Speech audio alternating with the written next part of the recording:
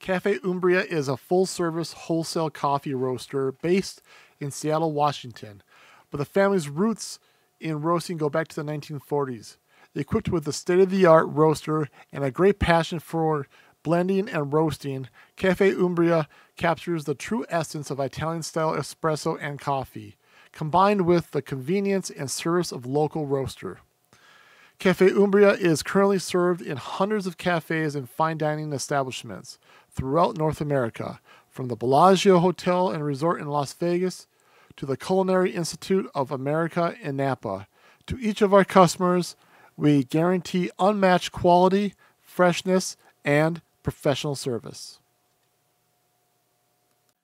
Good morning. This is Joseph, and this is A Cup with Joe. And Dakota. Hope you're all having a great weekend. Off to a great start to your new week. And today we are checking out Umbria's coffee from Oregon. I'm glad you read that, Joe, because it's from Washington. I'm glad you screwed that one up. Oregon's next month. I guess that's the teaser I just... It's a little ahead of schedule, but hey, we're still doing the Washington tour this week, Joe. All right. So anyways, this is our last stop in Washington. We're going to come back to Washington. There's many other great ones like Olympia that we haven't gone through yet, but there's only 4 to 5 weeks in a month, and we just picked 4 that we thought were really attractive to put on the show. So what's your thoughts on Umbria's a limited edition here? Well, as you've seen, Joe, before we started this great show we've got going on here, I've drank already like 2.5 cups. If I'm fidgety this video, we all know why. Yeah. But it's good, Joe. It's as usual. It's a great cup of Joe. This one, out of all the ones we've tried so far, this one I'm drinking. It's got a little less of a flavor profile than last week's, right? And it doesn't have quite the tanginess. The one when I first joined this amazing show had the tanginess to it, but no, this one's just an all around great cup of coffee. So, like for me, I think the smell of the bag when you open it, you smell the beans, so the blueberry. But I smell less blueberry, but smell more brulee when I'm drinking it. Like right before I put it to my nose. Yeah, no, absolutely, yeah. It definitely has the blueberry smell to it from a distance, but when you get up close and personal with it, there's definitely creme brulee on there. Right, and a little bit about Umbria. So it's a 3rd generation Italian ran roastery out of Washington, and is served in many cafes around the country. And so I try to go for the limited editions or something outside the box or other normal line of coffees with these roasteries to see what those little special ones are. And something to note, yeah, as of right now, ladies and gentlemen, it is not currently on the website, unfortunately. So I guess put this on your checklist for maybe next, if it comes back, and maybe the next Christmas list kind of a thing. Yeah, I'm doing it, Joe. I'm doing it. So the Italian roasters like to, take pride in their blends, especially when it comes to espressos. You've never been outside of the country before, right? No, sir. So not well, Puerto Rico, but U.S. territory. Didn't need a passport. I guess at least it's outside of Utah. Utah, that's more outside than most of people. Utah. Outside of Utah, that's more than most. But they take pride in their blends for the espressos. They really believe, especially at Umbria, that consistency is what puts them ahead of their other competition, and they take pride in their consistency. And if you go over to their website, we'll leave that link down in the notes. You can tell that they really take pride in what they do, and it's a real generational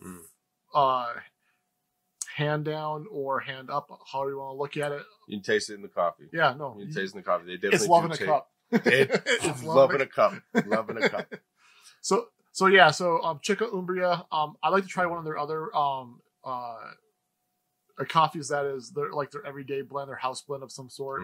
See where that differs from the limited edition one. I would participate with this. And this one, in case you didn't see on the package, is the Tanzania one. I just thought it was cool just to try something just a little bit different out of the origin part. And I don't recall myself having Tanzania anytime in the recent past. I don't. So, but anyways, good coffee. Umbria, very Italian, very distinct in their flavors. And I would almost go to say it's a great coffee. Great coffee. I would dare say that. I mean, blueberry, red wine, and brulee in a coffee all in one. That's just like the best package. You know, right? It definitely, it's a simplistic, but just such a good all-around coffee flavor. Well, he's probably going to have a third cup here before we're even done. So might be vibrating at the end of this video, ladies and gentlemen. Cool. So cheers, guys.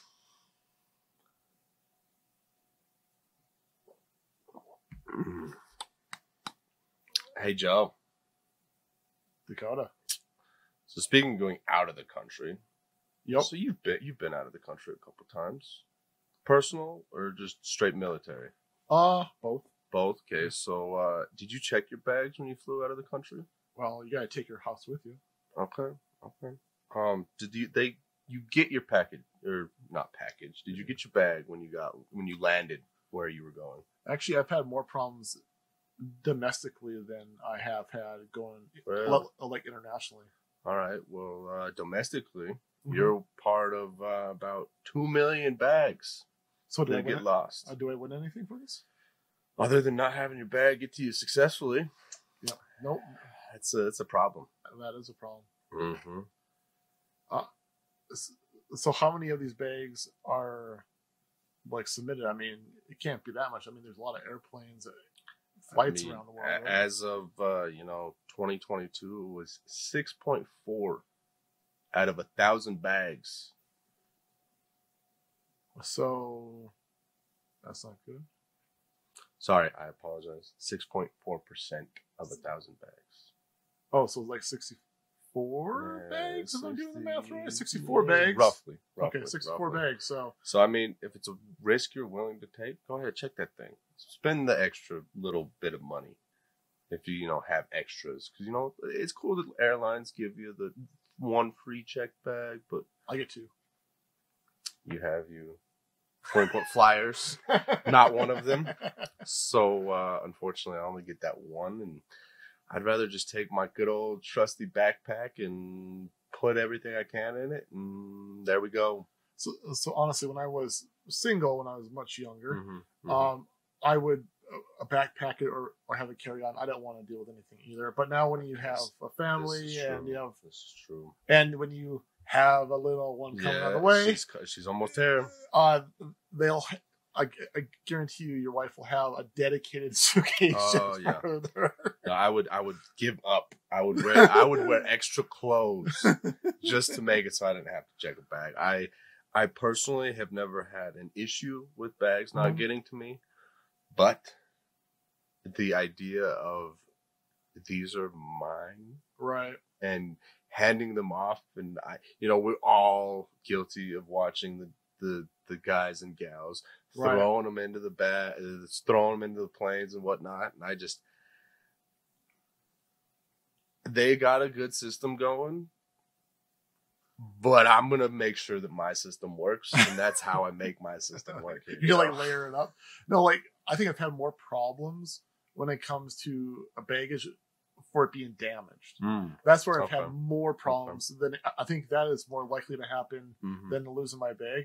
Now, knock on wood, I'm going to lose my bag the next go around. Yeah, hopefully not. No, I'm going to blame it on you. I'll call you too. I hope you do. But you're like, I can't do anything. Sucks to suck. Sorry. But no, I've had damage of bags happen quite often. I've lost only one that I know about. I can remember in my life. And luckily it was just clothes, and that's replaceable. Right. Yeah. And we overspend on clothes anyways down in Dakota. Yeah. Anyways, so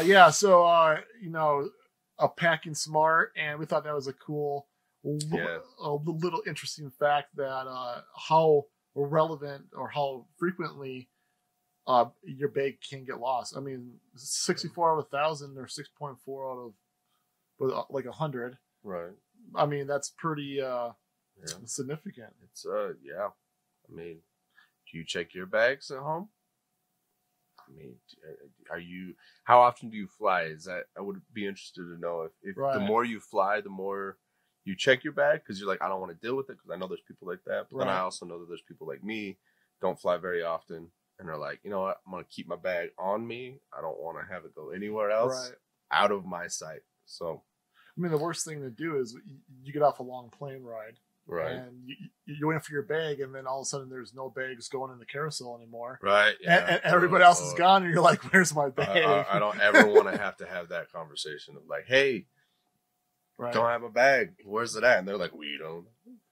Oh, and one quick tip. So because I heard of something like this happening years ago, mm-hmm. what I do before I get in my vehicle, go to the airport, I take a picture of what's inside my bag. Oh, okay. So if somebody wants to, so if you, I mean, I'm not putting nothing super expensive in there. You're not throwing all your watches into one bag. That's for sure coming on me, or that's going to be like in my carry-on. Yeah. But if you have just whatever you have in there, mm-hmm. take a picture of it. So if they want to say you didn't have that in there, you just show that, like, this is what was in here. It's a great idea, Joe. So just a traveler's tip, I guess you want to call it. Joe's traveling tips. We should come up with a new segment. Joe's traveling tips. Do the jingle. So Dakota. So Joe. Have you watched Pirates of the Caribbean before? I've watched it a couple times. Once or twice. I mean, luckily there's like 5 of the movies, right? I think so, yeah. Something like that. So I've seen at least one of them. Yeah. Well, did you know that we have a pirate ship in our fleet? Our military fleet? Really? Oh wait, it's the USS Kidd, right? Yep, it's a destroyer. That's pretty crazy. I mean, yeah, but you said destroyer. Are you sure it's not a pirate ship, Joe? Well, if you have the flag up, I guess it's a pirate ship. Maybe. Yeah, it's been for about 80 years, I believe now. Oh, shit. Yeah, I didn't know that. And just being in the military, I wasn't part of the Navy or anything. Yeah, but I mean, yeah, like all of 291 ships in our fleet. Yeah. One of them, this particular one, the USS Kidd, can fly this flag at certain points in its outing. I want to say I heard one time that it's only when it comes into harbor or something like that. Yeah, but still. But when details come along, yeah. I know these guys have flown it like in the middle of the night. Right, like they get out there and they're looking at the captain like, hey, come on, let's do this. And all of a sudden that thing goes up. Yeah. Just for a second though, because they're all like, somebody could see us. Yeah.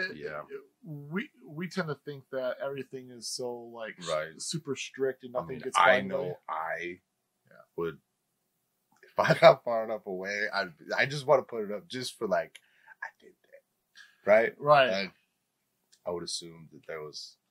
Did you have any experiences like this, Joe, when you were in the military? Like any like, without incriminating yourself too far? Oh, not incriminate myself. So we couldn't really find out what, besides the passing of Captain Kidd many years ago, couldn't find out the reason why this was able to go through and be written that they can fly this flag, because it's not a U.S. flag, so you don't see this too often. We did find out, though, there's 4 different iterations of this ship, though. The most current one from 2007. Right, yeah. So the ship has just been remade or remodeled and reiterated into the fleet, keeping that tradition alive. But like, for example, being in the Army, when we got deployed and we wanted to make a name for ourselves, whatever, we didn't have a flag or anything like that, but we wanted to have hatchets. So like, strike fear people that these guys are walking around with hatchets on them. Okay. And as like a flag or a patch? No, or... actual hatchets. Oh, like well, yeah, holsters in the back. Yes, Rambo. Okay. It's like some people come up with a knife, like a Crocodile Dundee knife. Yeah. No, we got hatchets. Oh, okay. And how did that work out, Joe? We were told that was barbaric. Okay, that's unfortunate. Yes. Those would be some epic pictures. Yeah, so we wanted to like strike fear into people as they walk. It's like these guys are some crazy dudes. These guys mean business. Holy shit! Yeah. Yeah. Okay. Apparently, we weren't going for that there. So the hatchet thing was a no-go. Fair enough. A cool idea, but no-go. Super cool idea. Maybe you should have just proposed. Hey, let's fly the Jolly Roger here. But the Jolly Roger and the U.S. fleet, the Pirates of the Pacific, as they call themselves. Okay. And what would you think if you were a Somalian pirate ship and you see a U.S. destroyer with a Jolly Roger flag flying around coming right at you? Like, wouldn't that be ironic? And you're just like, oh, I'm gonna get these guys, and all of a sudden you see the Jolly Roger go up, and you're like, wait a second, things just got real. Did George already do that ship? What's going on here? But that's how I picture it. Just like them coming through and like what just is happening? Straight up, oh fuck moment, right? Like, It's like we just hit the ultimate fuck around and find out. What did we just do? Yep. Yeah, that's too funny. But anyways, I thought it was cool. Has anybody ever been on the ship? I doubt it, but if you're hearing this and you have, I'd like to hear if there's any stories behind it. That'd be really cool. Or if you're from the Navy and this is kind of like one of those, not babbles, but just things you talk about. A fun story. Like, hey, you've been on the USS Kid? What's going on there? Cool. But very cool. Tell us your story if you've ever been in the Navy or if you heard about this Jolly Roger flag USS Kid destroyer. Yeah, I've never heard of it until this point, Joe. Yeah, it's pretty cool. Yeah, super cool. Well, Joe here. Well, I'm glad this is an espresso because 2.5 cups later, I'd be, I'm already buzzing. But if this was espresso, it would be a whole nother story here, Joe. But we're not really measuring this, so we're just pouring the cup. No, unfortunately. But you know who has a really good measuring system? Who's that? The Chalice Distribution Cup Company. Oh yeah, that was a tongue twister. But anyway, they have this thing. It's called a slingshot. Okay. Excuse my coffee ignorance here, but the thing you put the grounds in the espresso machine. We all know what I'm talking about. Please don't crucify me. If you want to help me out, let me know what it's called, but don't crucify me. Put the little thing, in the coffee, right? So this thing that goes on top is called the slingshot, and you put the grounds in, and you can measure out the grounds specific. It's got little needles that go in there to get the oxygen all going, make everything happy, right? Okay. Cool. And it's a really cool thing. I feel like it could really help you frequent coffee shop goers. You could definitely get that thing in there and get it perfect. Get your coffee every time. I mean, it's not for the amateur such as myself, but you frequent coffee drinkers, frequent espresso drinkers, like this is the thing to do. Yeah, and what is really cool, for those baristas out there that may be watching, or those who just take it to the next level at home, you can actually measure out each time you grind it precisely to the cup. So those owners and whatnot, you can really make sure your margins are great. You have that perfect brew consistency over every cup. Change. It's like going to McDonald's and getting a burger. It always tastes the same, but most of the time tastes the same. Not like a burger. Anyways. Anyways. But a cool technology. Super cool. It looks like the idea is a means to solve a problem, which you want to solve a problem. Yeah. But I don't know how consistent you can be with these slingshots as far as like you have to clean these out after every time. How many times you can pour into them before they get cleaned out? If you have different beans, like at your a cafe, definitely could be conflicting. Yeah, so you can get a little bit of a mix up there, I think. But the idea of having a perfect, consistent brew makes sense. I have heard of people that like measure out how much water they do and how much beans they put and that whole thing. Right. This would be great if you're into coffee to that extent. This is. I think it could be very beneficial, you know, as a from a personal standpoint, right. Not so much a business standpoint, right? But if you're just super into your coffee, super into your espresso, you might want to look into getting this. You know, it could help you in making that perfect cup of coffee every single time. Absolutely. Yeah, so we try to add a little bit of coffee talk in here about the industry and or beans or the farmers or whatnot, whatever is kind of new and interesting. And this was popping up on the internet, and it was kind of cool to see that somebody can continue to think of how to improve the whole entire process of a brew. So. Yeah, no, definitely. But super cool. So beards. Don't got one currently. Had one, but it's gonna happen again. So my beard is about, and the sun is just playing games with me right now. I apologize, but my beard is a glorious looking beard. Yeah, just saying. Just gonna give my input. I'd like this with it. You. I would hope. I would hope it doesn't come off. Nope. Okay, that's good. So reel it in and keep it together. Sorry. All right.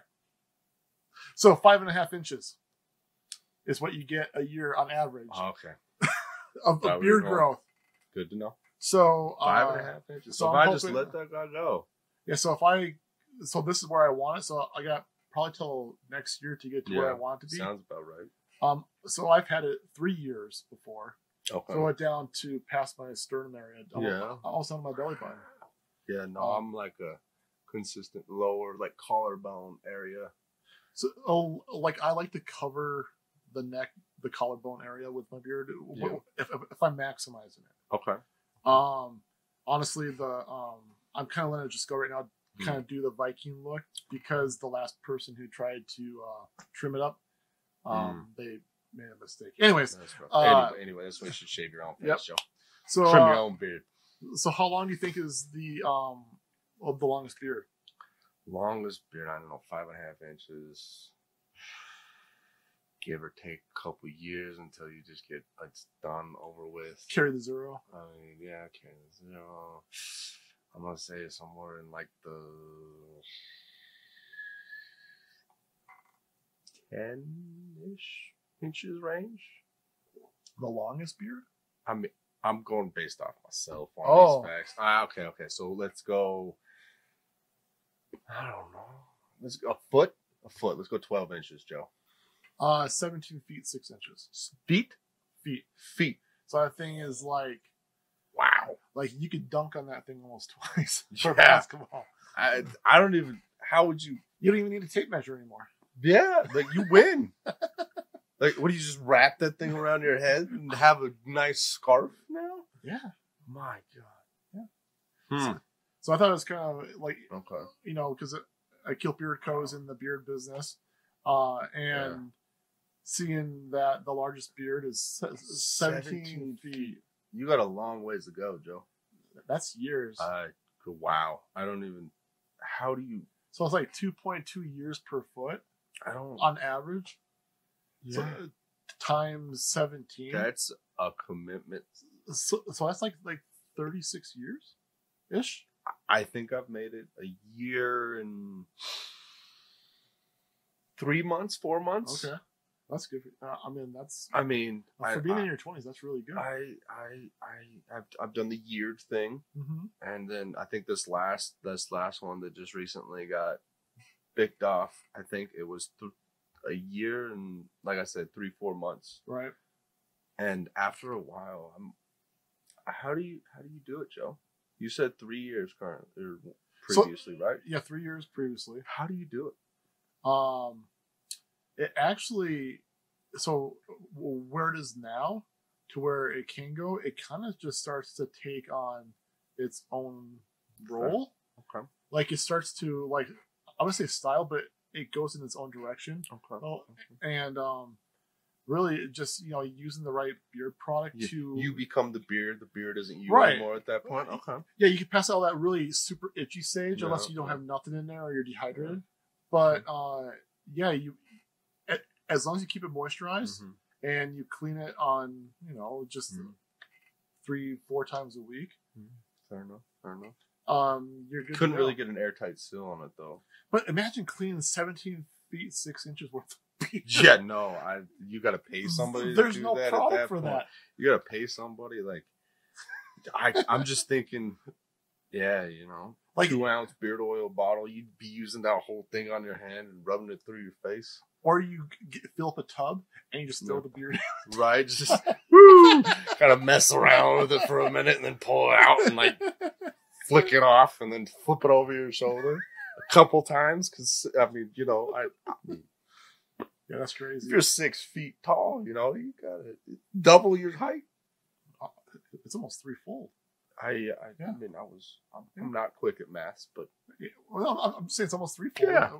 I mean, that's crazy. So that's a workaround. What's if that? You're in Alabama. Oh, what's happening? So in Alabama, they just did a execution. Execution. Death penalty. Death penalty. And those don't happen too often. No, they don't. They don't really happen too often. Mm-hmm. Arguably, it should happen more depending on the crime, but that's my personal opinion. But anyway, so in Alabama, a gentleman decided it was part of a murder for hire. Okay, so he had intentions of creating to doing his crime. Yep, had the intentions. Uh-huh. So back in 2002, they tried to do injection execution. Oh, really? They couldn't find a vein. This man somehow beat the death penalty. That's probably not easy to do. They ran out of time and had to try and figure out a way to follow through. Yeah. Follow through. So they came up with nitrogen asphyxiation. I'm using words not 100% correctly, but they essentially take an airtight mask and put it on your face. Okay. So if you've got that 17-foot beard, might be a little hard to do that. You might have to shave. I'm sure they're shaving that. Yeah, they probably going to lose your beard here. Right. But it's quite an interesting idea. I mean, would you, if given the option, if you decide to do a crime, Joe, are you choosing just to breathe in straight nitrogen?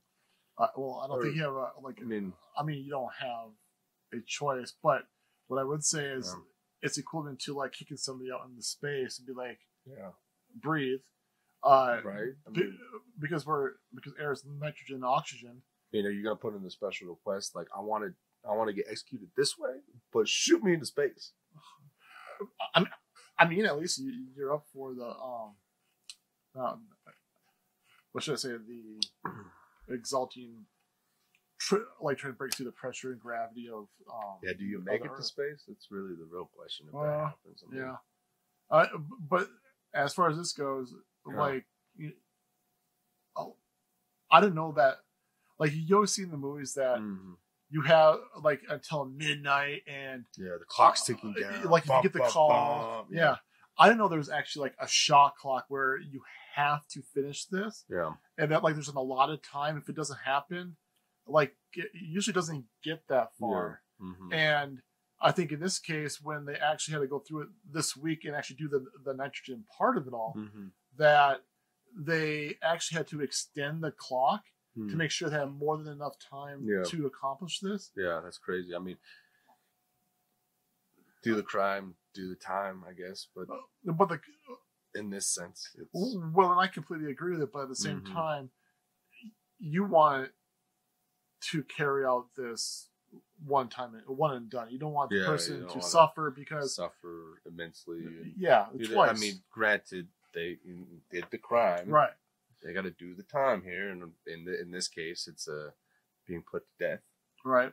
But you definitely want to. If you're the person administering this, I mean, if I had to do this, if I was the executioner, right? I mean, at least back in the olden days when you got your head chopped off, that was a done. Pretty I mean, unless you got a dull blade, which would suck. Right. But it was pretty quick and easy, you know? I mean, that's a very interesting, you know, I don't know if I'd want to. Kind of ran out his options here because if you can't be lethally injected, right, which is arguably the most humane way nowadays, and that was the point that they were trying to get. Like, what do you? Yeah, we don't do the chair.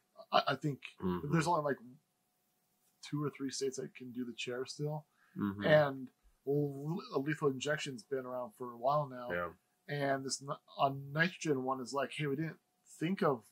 What if we can't do the injection part? So the governor, from what I could read or see, is they didn't respond much besides saying it was successful. It was successful. And I think that the whole thing was he was found guilty amongst his peers. He had intent to do what he did. And those other people who suffered at his hands, they didn't get the option. So anyhow, we thought it was interesting because this was one of the few that in history that it just didn't go through the first time, that they had to do it the second time. Right, and this was the first execution done with the nitrogen, right, and it was successful. And depending on stories that you read, it was either very humane or kind of was a little sketchy, depending on who you ask. Of course, I think all the ones that I read that were like, it's super successful were all people that had a part in it. I think the only one that I read that wasn't was his spiritual advisor. Right. Which I also feel that man probably hasn't seen a lot of people get executed. I would assume that the people that were carrying it out had at least seen it once or had seen something like this happen. So, yeah, no, something to think about. There's something to think about. And as we continue to evolve, I think that I think it'll be more well thought out. Yeah. I mean, we tend to always learn from our mistakes. At least that's what we want to do, like, you know, a big picture wise. So, anyways, once again, we thought it was interesting because very interesting. This guy had to go 2 rounds to the chamber. So, basically. Yeah. So last week we chatted about the moon landing for Japan, and I spoke out of my ass. I will apologize to each and every one of you. I hope you went home. Or maybe you were at home. You fact checked me, and boy was I wrong. Boy was I wrong. There is nobody on the spacecraft currently that is on the moon. Well, when there's a problem, that's a good thing, right?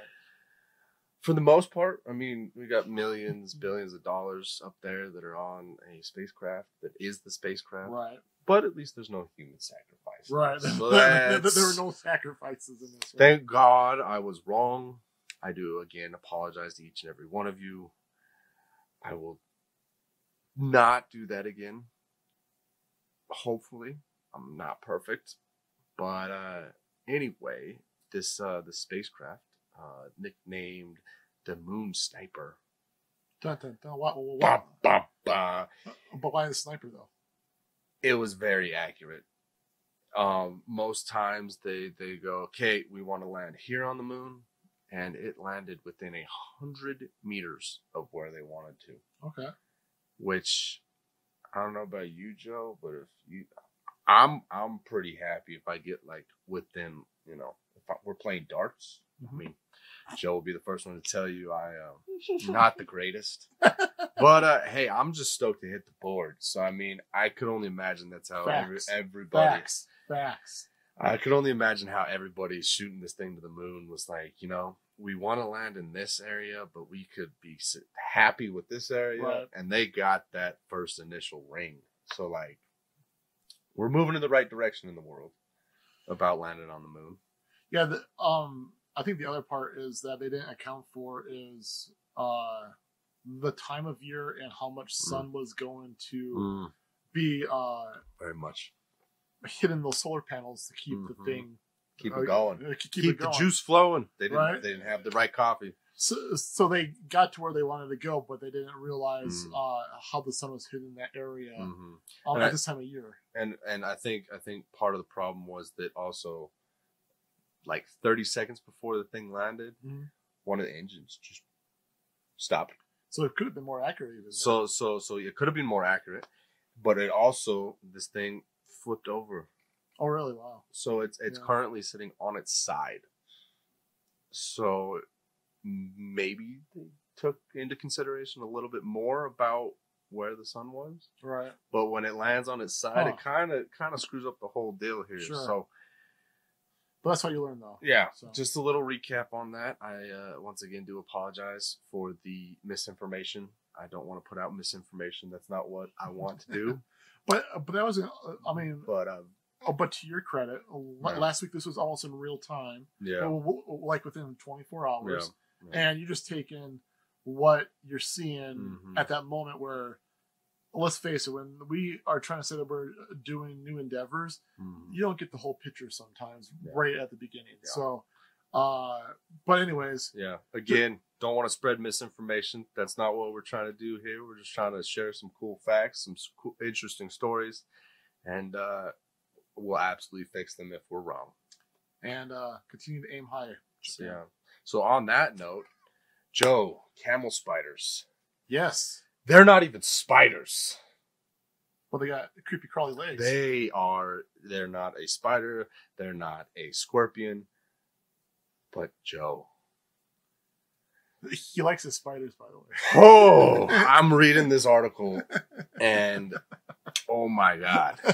This thing is, and I know you've had firsthand experience with this. Yep. Going over for military. I had no idea that these things were so terrifying. Like, you can picture the creepiest spider you can. This thing, it's got 10 legs. It doesn't have 8. It's got 10. Okay, that I didn't know. I didn't really count. No, yeah, I mean, I would assume this little. Little. Take back my little. Yeah, So when we were over there, we had some soldiers, and I'll pop the picture up right around here, that they found these 2 camel spiders fighting, and they picked them up. They were like locked in, and we started getting these stories of camel spiders following the soldiers in the sand.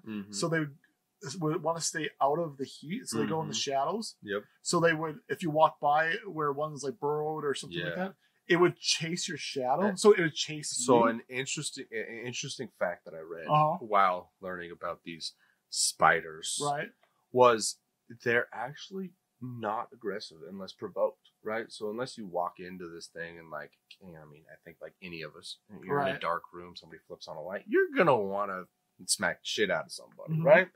But so for that, at least that part, they're not aggressive, but they do hate the sun. I mean, I think a more accurate thing for these guys would be like a vampire spider, because they're not about the sun. They're all about the shadows. But so the camel spider part of this is actually, at least I've heard the stories of the reason it's called camel spiders, because it jumps onto a camel's stomach. Okay. It is actually a myth. It does not jump onto a spider. It likes to stay underneath, like you were saying. The shadow does not actually jump onto a camel. I thought that part kind of blew my mind, but doesn't actually do that, Joe. But it's also funny how these tales become facts. Yeah. And it's just because maybe some person going through the desert it jumped on my camel, and then somebody else hears the story. It jumped on my shadow, from shadow to camel. Yep. And you have a new story. But yeah, no, we were afraid, or I was afraid that I'll be walking out there and have this little creature chase me down. Oh, yeah. Because I saw this large picture. I'm like, dude, this thing is like 3 feet. But and like, in reality, this thing, it's not really chasing you. It just wants to stay out of the sun. So it's borrowing your shadow to keep cool. But there's a lot of dogs out there that I see. If it's coming towards me, I'm like, I'm walking a little bit faster. Right, Walking a little yeah, bit. yeah. This thing, I'm walking really fast. So, yeah, so I've seen one scorpion when I was out there. Just one scorpion. Just one. I would have wanted. I would rather be by a bowl or pit of scorpions than this creature right here. Really? Heck yeah, dude! Heck yeah! Yeah, Because this thing almost runs on his 10 legs. Yeah, he's running at you. I highly recommend if you have the heart for it, take 5 minutes out of your day. Just Google camel spider and just read about these fascinating creatures. They, like I said, they're not a spider. They're not a scorpion. I mean, their names vary from camel spider to wind spider, or scorpion to sun spider, ironically. But that makes more sense. Almost. But again, the crazy part about them is they're not very aggressive, right? For the grand scheme of things, like, you know, small man syndrome over here. You got a little black widow that's gonna come at you, right? But this camel spider is just kind of like wants to be your friend. It just is like, hey, let's be buddies here. Let me use your shadow. You just keep walking. We don't have an issue here, you know? But the terrifying thing on the flip side of this is they don't necessarily have venom. Okay. But they do have stomach acid that liquefies your insides. Oh, wow. And so essentially, if these things want to have their way with you, they just liquefy your insides and then drink you like a slushie. A spider slushie. Just so, you know, I mean, yeah. I mean, I've heard many stories about, you know, friends that have been in the military and whatnot, you know, being chased by them. You know, shooting at them because I mean, I would be right there with any story that I've heard about these things. I'd be like, frag out, dude. I can't say I would not. Like, I would probably take it more extreme. Like, I would find anything and everything, you know, drive over it with the tank multiple times, forward, back, and then empty a mag. Like, I'm done. Like, I'm not messing around with these. But I was very, very intrigued at the fact that they're not actually spiders, Joe. So I did not know that. So that was awesome. Yeah, no, that's good. I didn't know they had 10 legs. So yeah, and I didn't know how they do their slushies. Yeah, it was, like I said, highly recommend looking into it. I mean, I can't tell you everything. You know, I'm gonna put on a thumbnail for this clip. Yeah, camel spider slushies. Yeah, they're very interesting creatures. Cool. If you have an interesting camel spider story, please share it in the comments below because I would love to read it because these things are fascinating. I don't ever want to have to experience one, but boy, am I. Every story I've heard is just, they're all the same, but they're all so unique and so very interesting on knowing what I know now about wanting to just follow the shadow and it not being very aggressive. It just wants to be your friend. Just wants to stay out of the sun. Friends are mutual on this one, though. I want to. It'd be very interesting to read your guys' stories and hear, like, was it your impulsive fear that took over, or was that thing actually trying to get to you? You know, impulsive fear. Impulsive fear. Impulsive fear. Yeah. So please share your stories. I want to read them. All right. Well, so to recap what we talked about today, we tried the Umbria's a limited edition coffee with blueberry notes and red wine along with brulee. And this is the third cup, and it's almost gone, ladies and gentlemen. I still have yet to vibrate, so we're doing good. But get you a bag of this next year at Christmas time. I'm gonna. You should. Yep. Awesome Italian coffee. I'd highly recommend it. We would highly recommend it. Great cup of Joe. I think Dakota is going to probably fight me over for the rest of the bag. Probably. I'm actually going to go get it now. Keep your eye on your bags when you're traveling next. Maybe think more ahead. Maybe take a picture of what you got in case you lose it. Great travel tip. I know the next time, whenever that may be, I'm doing that. Add a little peace of mind. Yep. Add a little peace of mind to that check in the bag. Maybe my wife might not be like, why won't you just check the bag? Hey, if she doesn't watch this, you can bring that up to her and she thinks you're like, oh, that was a good Oh, one. That was a good Cassie, one. don't watch this at home. I'm not. This is gonna be the first one that I don't recommend. Don't worry about it. And then the Jolly Roger, a cool little tidbit there that there Very is cool. a fleet destroyer that does fly the Jolly Roger. So we thought that was USS pretty Kid. And what an epic name. cool. Right. USS Kid. Right. Like, I don't think it could be any more perfect. And it's kind of standing the test of time because they're it's not like a retired name or boat. No. They keep keep it going. different iterations. Yeah, super cool. And for you those majestic beards out there and stashes, but for this take the beards, 5.5 inches a year you have to play with. I think if you're younger, you get more. As you get older, it's a little bit slower. But it looks so much more refined. Little gray hair in there, silver fox. Yes, I am. Anyways, so that was pretty cool. What else did we talk about? The death penalty. Oh, the death penalty. Yeah, I mean, is that a way you'd want to go? Yeah, nitrogen. Very interesting. Interesting concept. You know, I don't really have much on that. I don't really plan on doing anything in my life to that, but I don't think that usually anybody plans on that. No. But interesting new take in the way we okay, anyway, back on that Camel Spiders. Terrifying, not a spider. Wow.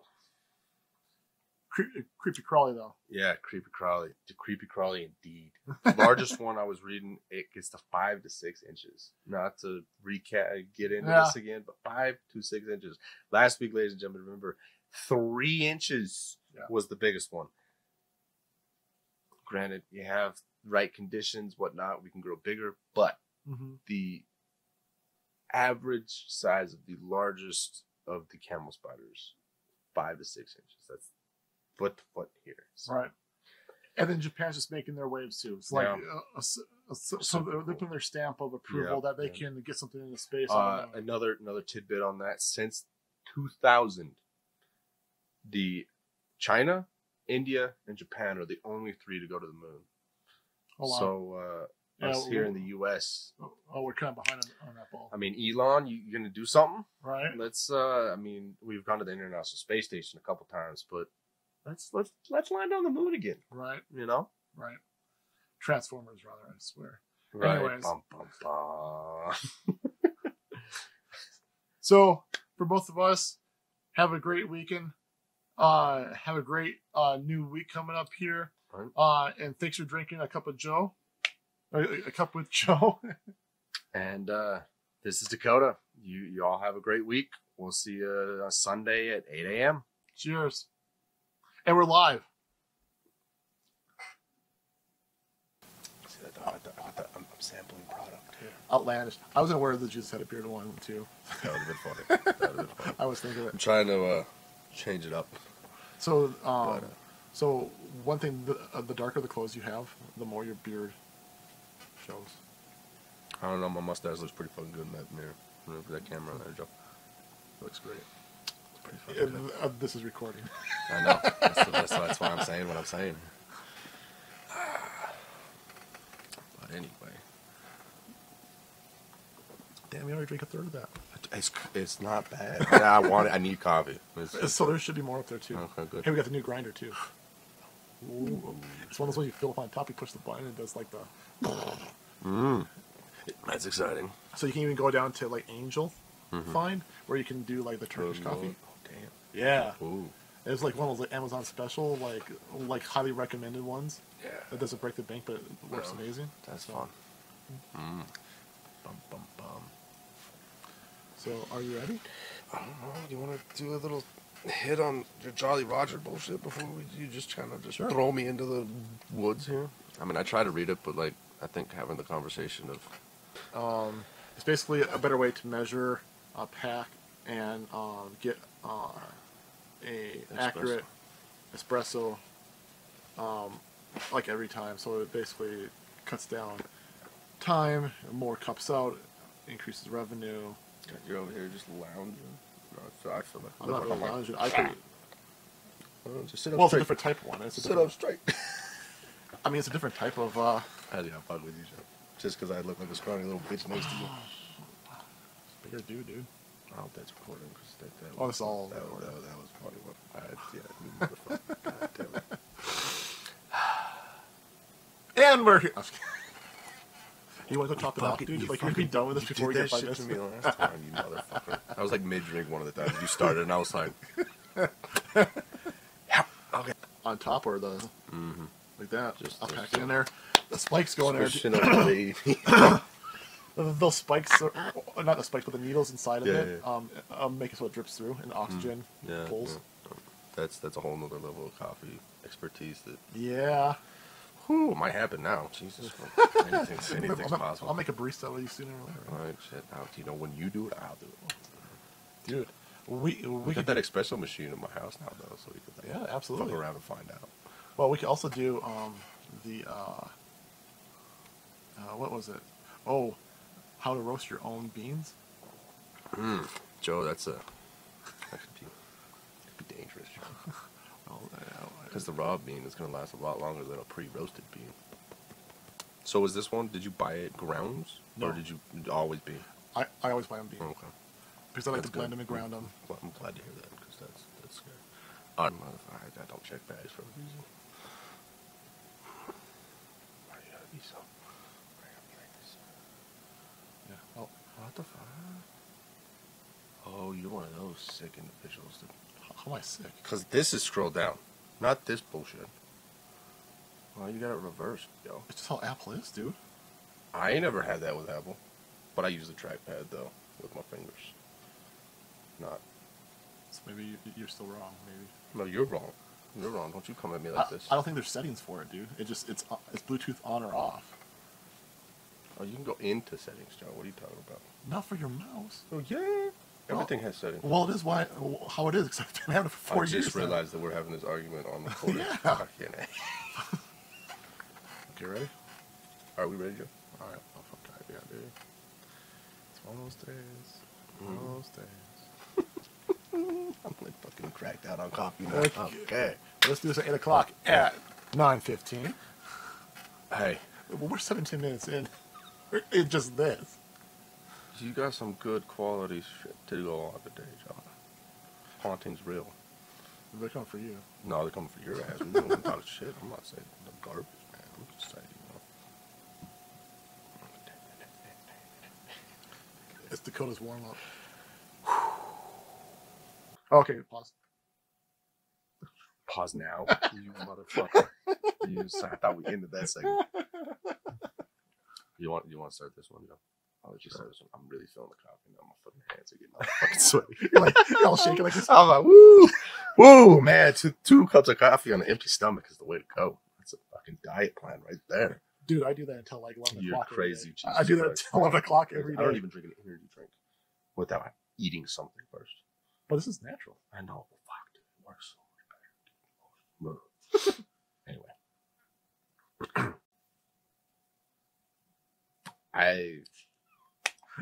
I'm blinded by the light right now. Should we restart this one? Yes. I gotta go backwards here a little bit more. I just have to go back. I was watching that the last segment and I was like, how the hell are you dealing with this like beaming light in one fucking eyeball? Okay. I'm like, okay, I don't have to deal with this. I'm glad I caught on to you being a smart ass on that because I was like, good lord. Here, I'll scoot back to you so we. Okay. Oh, that was great. Well, at least we got a little practice on that one. That was kind of fun. Yeah. Too bad it was. Yeah. Whenever you're ready, Joe. I got this. Yeah, I don't know what to do for you there, Joe. Hello, darkness files. So, I wasn't ready. I was going to be a smart ass, but I was like, that kind of ruins the whole big spiel. So, like that. Very interesting. Look at it. Yeah, that's not the way I'd want to go.